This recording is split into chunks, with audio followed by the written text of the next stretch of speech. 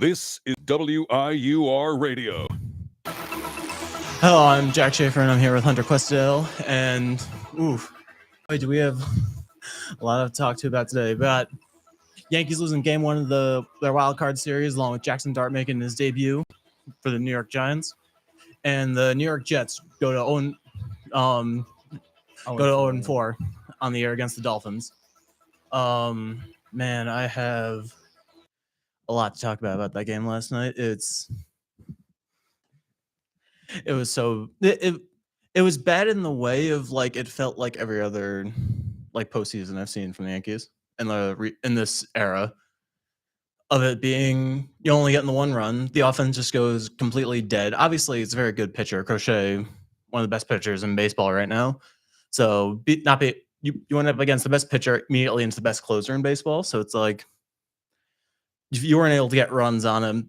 The main problem was that you had bases loaded, no one out in the ninth inning, and you have Giancarlo Stanton up. He strikes out, and the next two guys do nothing for you. You lose that game, and the biggest problem I had with that game is Aaron Boone. I know it feels kind of tired to keep blaming Boone on everything, but that's just what my gut feeling is. What do you got to say? Honestly, I disagree. I think Boone made the wrong call by putting in Weaver in a spot like that. I don't think that you can really blame him for putting in somebody. Like, you got to think about it. They gave up 2 runs. Realistically, the Yankees are going to have to score more than 1 run to win a playoff game. So yes, it wasn't the right call to put Weaver in, but I mean, he picked pretty good relievers to come in afterwards that didn't give up any runs really. So they gave up the 1 run, the 8th inning, I believe, and they were down 3-1. I kind of put the blame on the offense for not being able to make anything work with the fact that they had bases loaded with no outs in the 9th inning, and they couldn't even score a run. I feel like I can't really blame Boone for that at all. But I don't think Boone made the right call by putting in Weaver, but I couldn't really put the blame on him. You know, it's I guess mainly coming from like a fan perspective and having like seeing this story over and over again. It's just that I don't see why you don't let Fried pitch to the 8th and the 9th guy, at least pitch to the 8th guy and see what happens after that. Because so much of it makes me feel like you don't almost believe in him enough. Because he only had 102 pitches. Like, obviously, it's high, but it's the postseason. You're in the 7th. I feel like you should be able to have him toss against someone who is in the bottom of the lineup. You should be able to toss against them. Obviously, don't let him face against the lineup a 4th time through the order. That OPS goes way up when you face a guy the 4th time through the order, and obviously the best guys are up there. But like, you're always rolling the dice when you go to the bullpen because you don't know who's got it today and who doesn't have it today. So you're kind of like you have the circle of trust, but not everyone's going to be on the same day.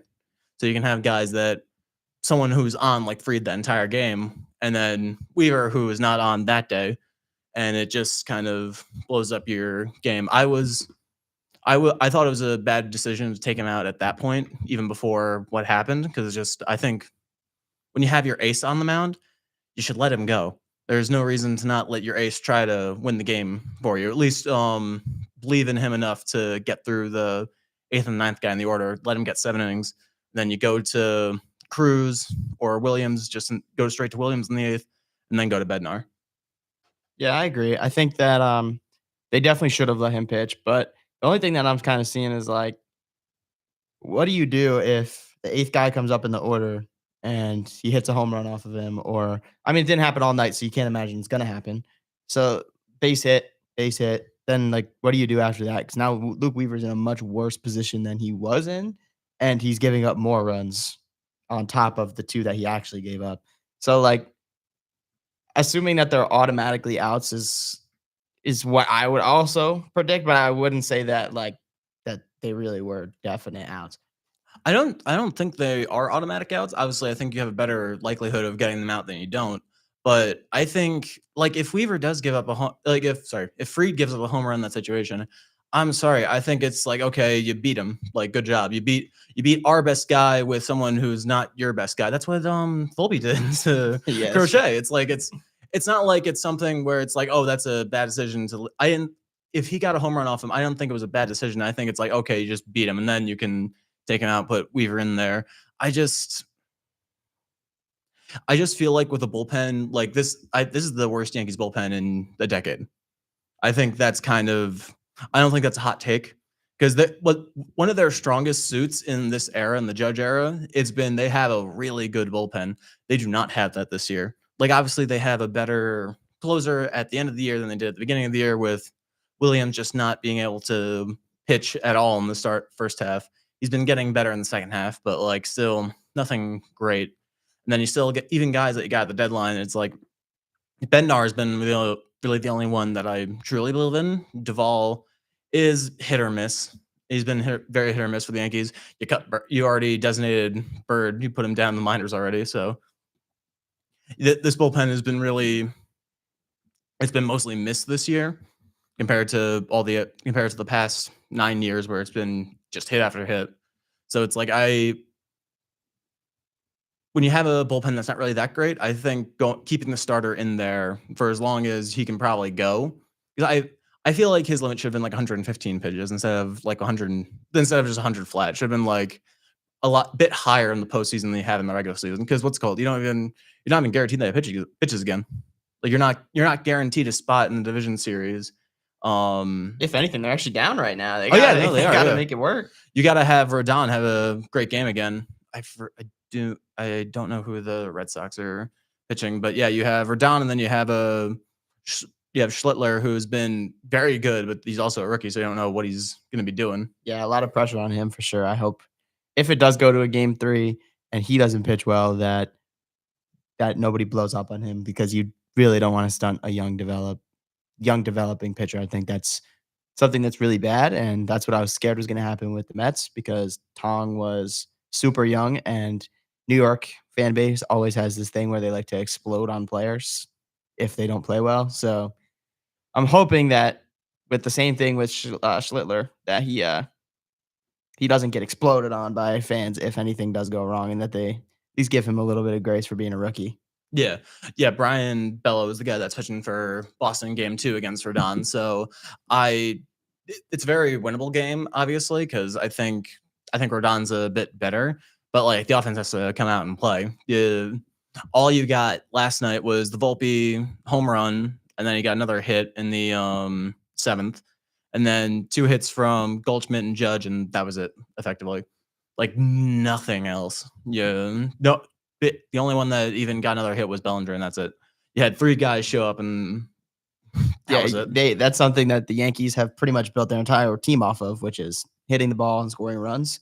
And especially in Yankee Stadium, it hurts to lose game 1. I mean, Crochet pitched amazing. There's really nothing that you could do about Crochet. He's just been on a tear with everybody. So there's nothing you could do. But when the Yankees build their whole core around scoring runs, it just kind of hurts to see when they don't really score runs. And the man that Yankee fans hate most is the only one to hit a homer. Well, the only one to score at all. So I think going into game 2 that they're going to have to look to unleash runs because if they score like they did yesterday, it doesn't matter how good your pitching is, it's probably not going to win. Yeah. I thought the interesting thing about like the first 3 games yesterday in the postseason, all were by 2 runs. No one scored above 3 runs, and then the Dodgers just put a load on the Reds there.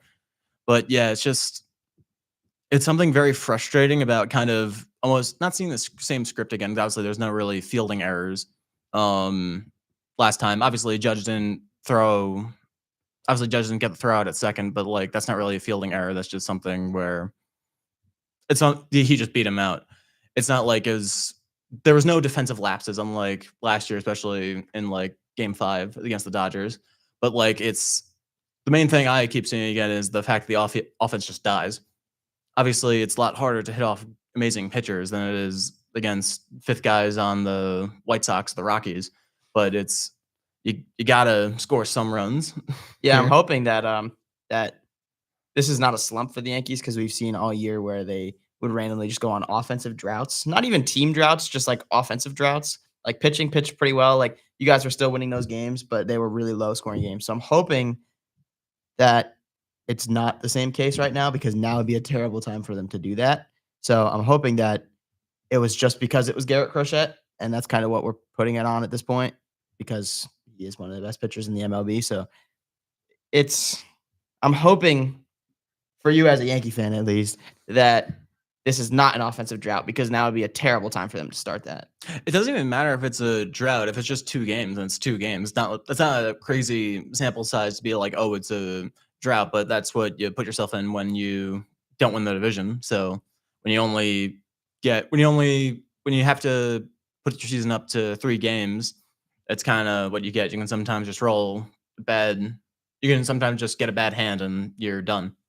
Yeah, I mean, they played really well going into the end of the year. Obviously, they played against teams like the Orioles, the White Sox, and then the Orioles again. So it's kind of hard to tell, but they played really well and they were beating the teams that they had to beat. So it's like, I think it was just the one game. I really do think that the Yankees are fine, and I think that they'll play really well tonight. So I don't know, because Toronto also really held their ground when you guys were on a winning streak. You guys, I don't remember how many games you guys won out of the last Well, to be fair, they actually they had like a 5-game lead. The reason why the Yankees were able to even tie them up is because Toronto had a backslide there. Yep. While the Yankees were doing well. But they ended up turning it on at the end of the year when the Yankees literally were tied with them. I felt like you guys were tied for like a month. It wasn't a month. It was like 5 games, but it just felt like a month by the way that it was like, did the Yankees win? Okay, the Yankees won. All right, now let's see. Did Toronto win? Oh, Toronto won. And it was like that every day for like 5 days. They both swept their final series against the Orioles and the Toronto against the Rays. They were very ungrateful. Why didn't they beat the Blue Jays when we gave them a home for a year? Yeah, that's messed up. I just also one of the things Weaver since the start of July, he's had a 5 over 5 ERA. That's not a great look for a pitcher. He had an amazing start to the year and then just completely fell on his face. It's a little different if you discount the first 3 games of July. After that, he's only had a 4 ERA, which is obviously that brings it down a lot. it's better, but like he is prone to having these games where he just gives up 2 runs and gets like 1 out, maybe no outs, maybe an out. I saw that at the start of July, he had like 2 of these games where he gave up 2 runs and only got like recorded an out. Obviously, he didn't record an out this time, but just you get absolutely no. It's the problem when you go to a bullpen because you don't know who has what. Devin Williams surprised me last night. He looked really good yesterday. He has been doing that a bit. He has been doing that a bit more recently. Like he was so bad to the start of the year. It does kind of make his numbers look very wonky. Like I think since he's had better numbers since I think the start of April, since May or June, but like nothing that crazy where we should give him back the closer role. Like getting Bednar was a very important thing. Obviously, he also gave up a run, but at that point the offense wasn't doing anything. So is that the Soto effect? The sucking in the beginning of the year to being good? Is that what that was? Is that your guys' equivalent of Soto? Well, we let him grow a beard, so maybe it's a little different. Oh, that might be what it was. All the confidence was in the beard. Is that how it works for James Harden too, or that big beard? No, too. I mean, he was able to. Williams was able to have the beard. He was the one to stop the policy of the no shaving, and then he just decided, no, actually, I still don't want to pitch well. So, yeah, no, that's fair enough. Honestly, I mean, he did definitely not look great, but I do realize that he picked it up in the second half of the year, which is kind of what you guys needed. So let him grow the beard and make him keep it. Don't even let him shave it. If he comes in today to the locker room and he's like, all right, guys, I decided I wanted to shave. He's not pitching. He is not going in that game. Absolutely not. He is not going in the game to pitch because we saw how it worked out.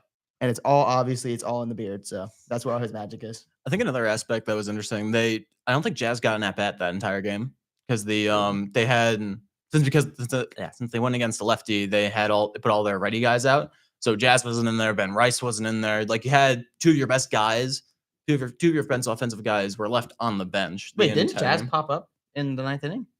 Oh wait, yes, he did. So he got the 1 at bat. He did get an at bat, but he was not playing for most of that game. And Rice just didn't even get an at bat to begin with. I don't know if I would. I don't know if putting Rice in for Grisham would have been the best idea, but like maybe just to jolt something going on. Obviously, I didn't. What's called? They were. I don't know how well Rice would have done in that situation because like Grisham was over 3 for the day, but you're putting someone out there. It's kind of you're basically rolling dice. I think it would have probably been a bit better, but like it's nothing Well, that who would you crazy. have put him in for? Grisham, he was up on that Oh, he was up ninth in the inning. ninth. Oh, Yeah, okay. and I think I think Rice maybe just toss someone in there, but like obviously you're kind of just throwing stuff at the wall and seeing what will stick. So, yeah. So I think it's time for an ad break. I think so. Ad break.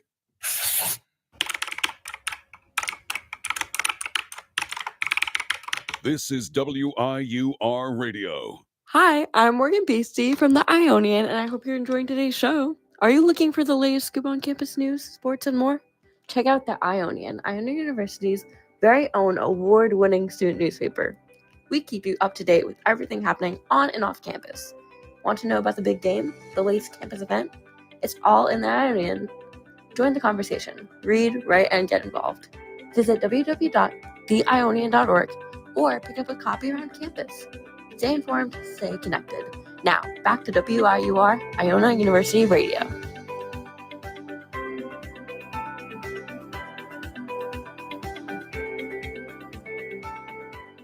Okay, now there are other things going on since we last had our show that have happened, and that includes Jackson Dart having his debut and the Giants finally winning a game. Jackson Dart, who's your celebrity crush? Madison Beer. Yeah, well, Madison Beer had to watch her boyfriend lose this weekend to Jackson Dart, which I couldn't imagine was the greatest feeling in the world for Justin Herbert. Honestly, the fact that you picked him off twice is pretty damn good. Obviously, you had Dexter Lawrence get a pop up, like a smackdown interception at the line, which was pretty nice. He almost brought it in for 6. We almost got to see a big man score. Sad it didn't happen, but That would have been awesome. Gotta love when big men score. You know, it's great. 300 plus pound dudes going into the end zone just does something for everyone. It's so majestic. It is. Yep. It's a beautiful sight. Yeah, and then I don't think Dart had an amazing game. I think he had a fine game. Like I wasn't like that ecstatic from the scoreline. Obviously, it's nice to see that he did well. So you like to see that the rookie is doing well, but there's nothing that was really that crazy for me. Yeah, I mean, the system was definitely built around him at this point. Like he's playing, it looked like it was a whole new system. Like obviously, we would think it'd be built for Russ. Honestly, it looked like it was benefit. Maybe it was built for us, but it looked like it was better for Dart. Well, yeah, but it was definitely very different because they went very rush heavy. They went very much for the run with Scadaboo, and yeah, they definitely look like a Ravens type style offense. With I mean, Lamar obviously we all know runs the ball a lot. Dart he's great on his feet, really good scrambler. Kind of reminds me of Justin Fields a little bit. Yeah, and that's honestly a good sign for Giants fans because I think Justin Fields. Ignore what he's doing for the Jets because the Jets are terrible. But the hypothetical, what good Justin Fields is, right? Yeah. So honestly, I think it's a good sign from Dart. He didn't look great on the pass game, but he didn't look terrible in the pass game. So yeah. It's a good sign. Better than Russ for sure. Yeah, 65% completion percentage is pretty nice, but I think he only did it in like 20 pass attempts, which is like, fine. You only got 100. You only got a bit over 100 yards in the air. But he did get a touchdown. It was just like a toss touchdown, but it's still a passing touchdown.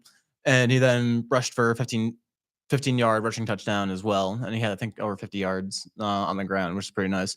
Yeah, nothing that I would say is like that.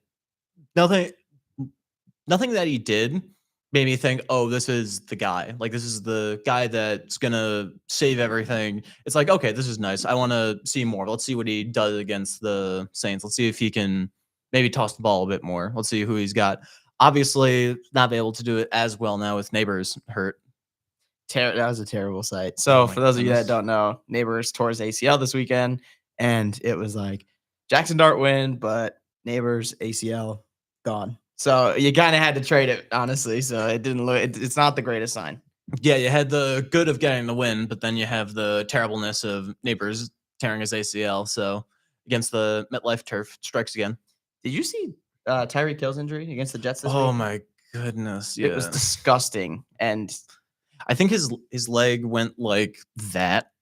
it was Like ugh. it dislocated the knee and then tore a bunch of ligaments, but I think literally popped out and was like leaning to like his right. It was was- atrocious looking. Yeah, it was not a good injury. I wasn't even watching the game. I just saw the injury afterwards, and it was disgusting. But hopefully everything goes well. I know Tyreek Hill's in a little bit of a dispute right now, so we didn't even know if he was going to be playing anyway, like moving forward. But back to Dart, I think he gives me a lot of Brock Purdy vibes, and Brock Purdy led a team to a Super Bowl. So even though he's not a stud, I don't think he has the same play style as Purdy. He just gives me like the systematic Game quarterback. manager. Yeah, pretty much. Yeah, and he manages games really well. He's really good at just getting his job done and not making it look too flashy, but it's a hard thing to stop. So Again, it's like I'm not going to put like that much stock into this game. Obviously, he still has basically a full season left to go. So we can judge him every week, see what else he's going to be doing. If he keeps doing stuff like this, it's like, okay, then he's just a game manager, but who knows, maybe he will actually toss for some big yardage. Maybe he'll throw more interceptions. Maybe he'll just completely regress. We don't know what he's fully going to do, but it's a promising start, but you definitely want to see more out of him. yeah, I was gonna say I think it's definitely a good sign when a quarterback starts off with a win and starts off with a win against a good team. Yeah, Like, it's definitely a good sign. You beat an undefeated team in the Chargers. Yep, and I think that they're a solid team, and I think that they definitely have an opportunity at making the playoffs. So for you guys to be able to beat one of those teams, it happens. Was it a fluke? I don't think so, but people could say it was. We're gonna have to see with Jackson Dart moving forward if that was it just a good game? Does Russell Wilson end up starting again by the end of the year if it goes that bad? Like, we don't really know. But I think that for Jackson Dart, it is really a good sign for him to start off on a win and start off already managing the team, looking pretty good. And now he can focus on just building his flashiness from here on out. Yeah, I will say it did help a lot the fact that the Chargers' offensive line was ravaged during that game. Like, you also lost their, I think, left tackle in that game. So, yeah, especially with that Giants front four, it really helps the fact that their offensive line was battered because then they were getting pressure on Herbert that entire game. Also, I think Dart got sacked like 6 times.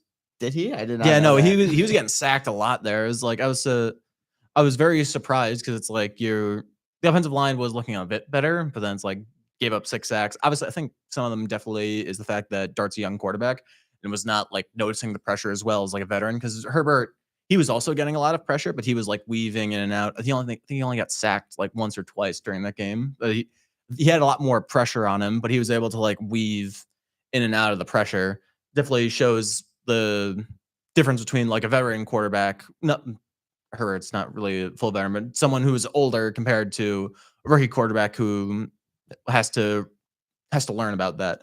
I'm not really that concerned about the fact that he wasn't recognizing the pressure in his first game. Like, obviously, this is something that he has to work on. You would love the fact that he wouldn't have to work on it, but if he does, that's a thing that a young quarterback has to learn. And if he does, hopefully that he does learn it. I mean, I think we were talking about it last week. I don't think it was a good decision for them to start him against the Chargers. Clearly, I was wrong. It worked out. And now it's good for him because now he's going into week 2 against the Saints where he can focus on pass game because the Saints kind of suck on defense. So if they really want to work on anything. I said kind of. They do. They suck. I'm a Seahawks fan, and it was not a pretty game for the Saints after that. So honestly, I think it ended up working out really well for the Giants. And I think that Dable's Hail Mary, it's working better for him. It's working than I out thought so it far, was yeah. going to, yeah.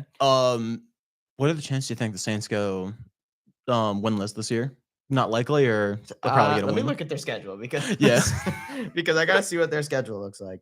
I think that there could be a fluke if they play a team like the Browns, or I saw the Browns just bench their starting quarterback. Joe Flacco goes on the bench. Yep, it's a terrible sight for Browns fans. I'm sure that they're very upset over Joe Flacco.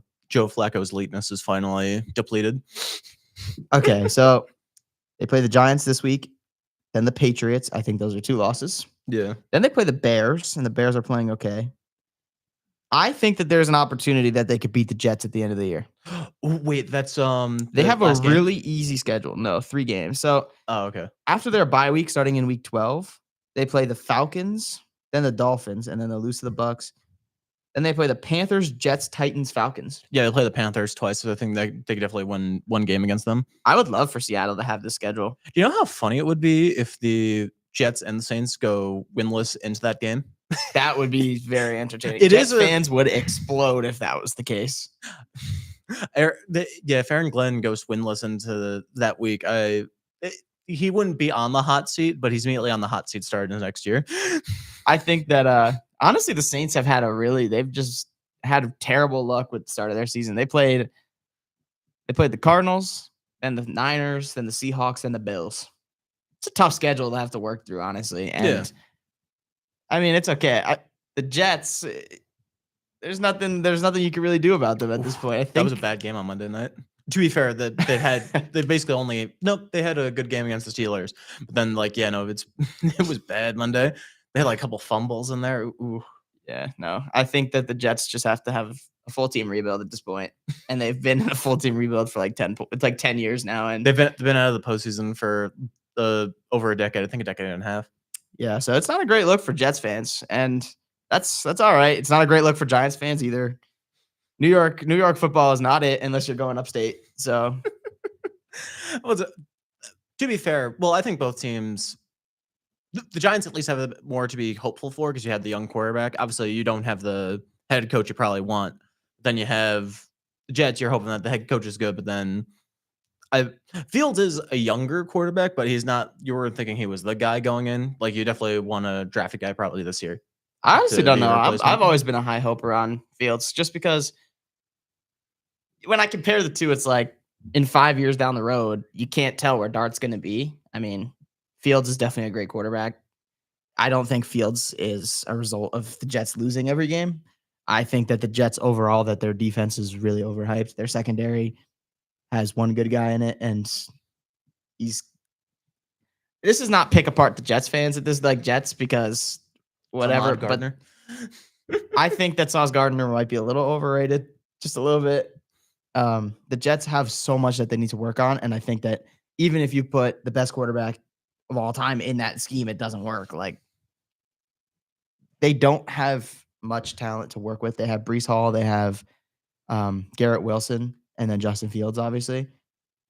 But their defense, like they were supposed to be what like Jets fan. I mean, obviously New York in general always hypes up everything way out of proportion, to be honest. Like we saw it with poor Anthony Volpe. Anthony Volpe was the next Derek Jeter as of a year ago. And now it's why is he even still on the team?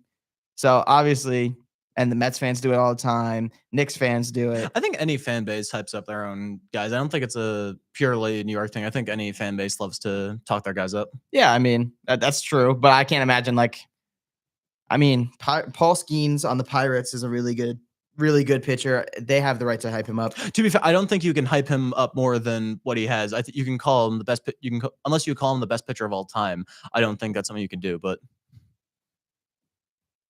yeah, it's a very interesting week. We'll see you back next week. Let's see if the Yankees die in Game 2, or let's see if they'll be able to actually win the series and go on to the championship, go on to the division series, and see what the Giants do. We want to wrap it up. Yeah. See you next week.